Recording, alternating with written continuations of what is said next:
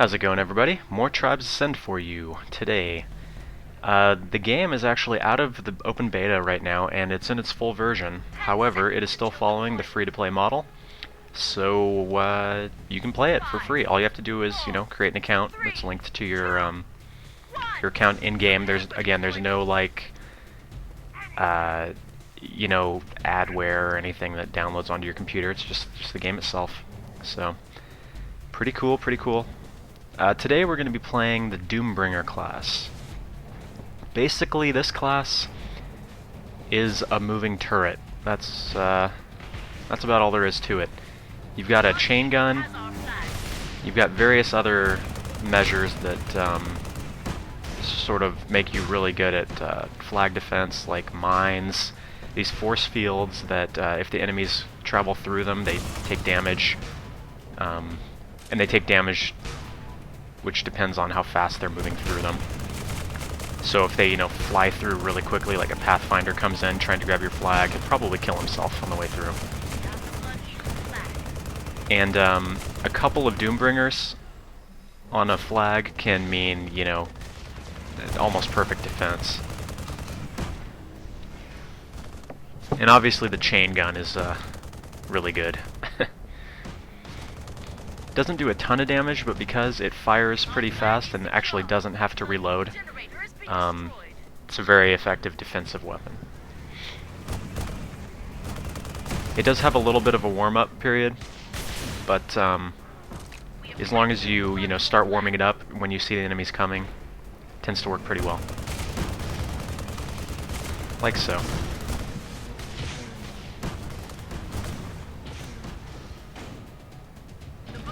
Basically, as a Doombringer, you just want to camp the flag, and, well, that's about it. You can use them for offense, like going into the enemy base, but that's usually not that great of an idea. There are a couple perks, too, that make them a little bit more useful. There's the super heavy perk, which basically increases your weight, or your mass. And what that means is, you're less likely to be knocked back by shots and such.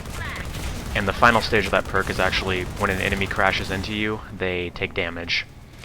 So you can basically just stand on the flag and deal damage by just standing there. So this tends to be a very defensive class, obviously, but very, very, very powerful class. Now, the one thing you probably want to get right away with this class is to start working on the upgrades for the chain gun, because the first one I think is plus 50 ammo, and there's like another one that's also plus 50 ammo. Because you will run out of ammo super fast. Calling in inventory stations is going to be kind of a big deal with this class. Now, this isn't a spectacular match, but it's good enough, and it sort of shows off, what you need to be doing in this class. You will get millions and millions of assists as the Doombringer, because you will be able to hit everybody, but you might not kill them.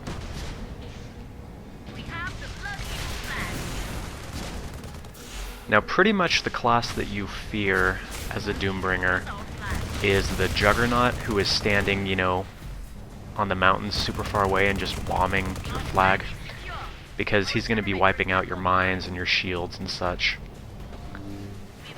So you kind of have to rely on your teammates to help you out there, because you're not going to be able to get over there, and even if you are, you don't want to leave the flag for that long.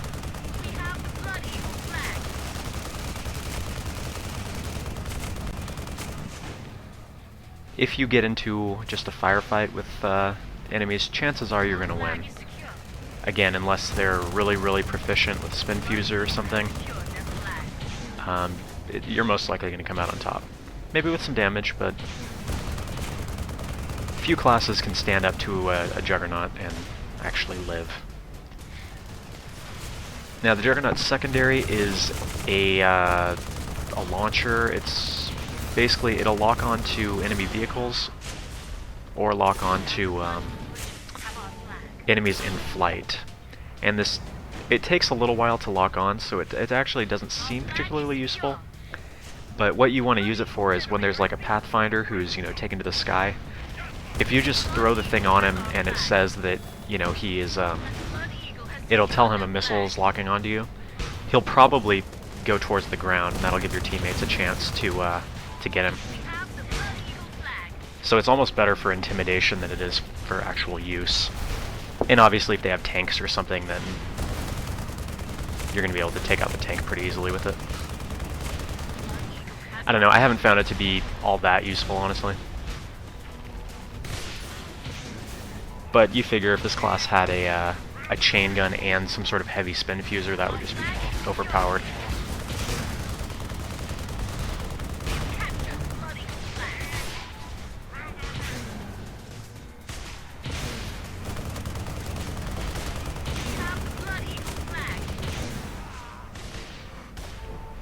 Again, same thing as with Juggernaut. If you get out in the open, like in a big wide open area, and you're going against like a Pathfinder, you're probably going to end up dying.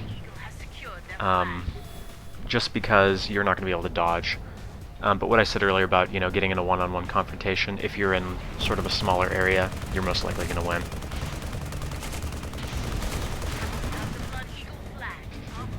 The other thing is, even if you don't manage to actually kill the enemies when they're coming in for the flag, if you can get them down to, say, like 1 or 2 hits, your teammates are most likely going to be able to kill him as he continues to run. So that's why you get so many assists as Juggernaut.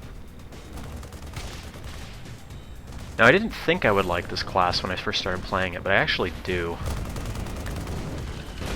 It's very, I won't say it's easy to play. I mean, it's easier than, say, Pathfinder. Pathfinder's a very hard class to play. At least there's a very high skill ceiling playing Pathfinder effectively, but Juggernaut, you can just sort of, you know what you've got to do, and that's it. You stay on that flag, basically. And there's not a lot more than that. You're basically a walking turret, like I said. And there are certain maps that, man, if you've got 2 Juggernauts, you are set. I'm not Juggernauts, Doombringer, sorry. Derp. If you've got the upgrade for the shield that lets you place down 2, and you got 2 people doing that, yeah, you're set.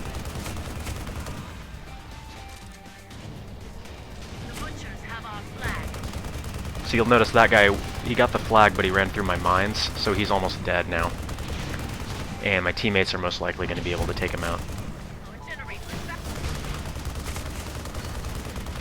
Another thing you'll see, some people play Juggernaut as a generator defense class, and it works really well for that as well, because a lot of the time the path into the generator is sort of small, so you can actually set down a shield that will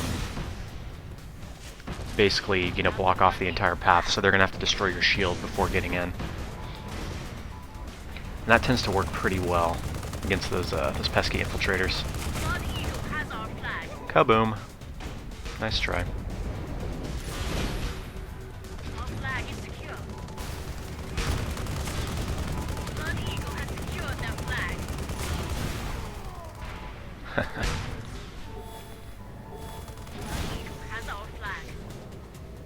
And again, if you take a death, it's not really that big a deal, because you usually spawn fairly close to the flag, and you can just get right back on it.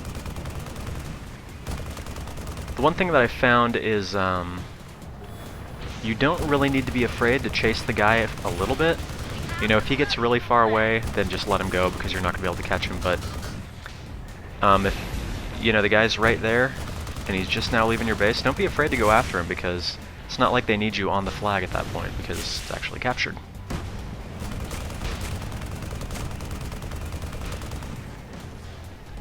I would say probably your worst nightmare is this class is the Raider, just because they're a little bit beefier than the other classes, and they've got really high attack power. But again, if you're sort of staying in an area, you should be able to take them out. Basically, again, just think of yourself as a moving turret.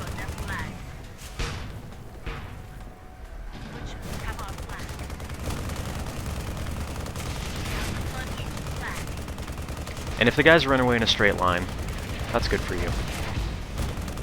That was a lucky hit right there on that infiltrator.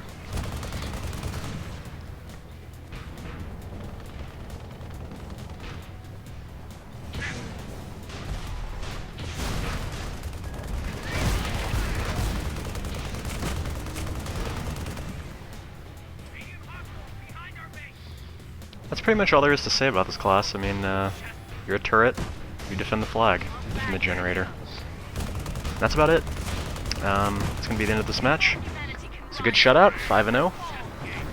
Thank you guys for watching, and I will be posting more gameplay of this soon because I freaking love this game. Alright, till next time, I'll see ya.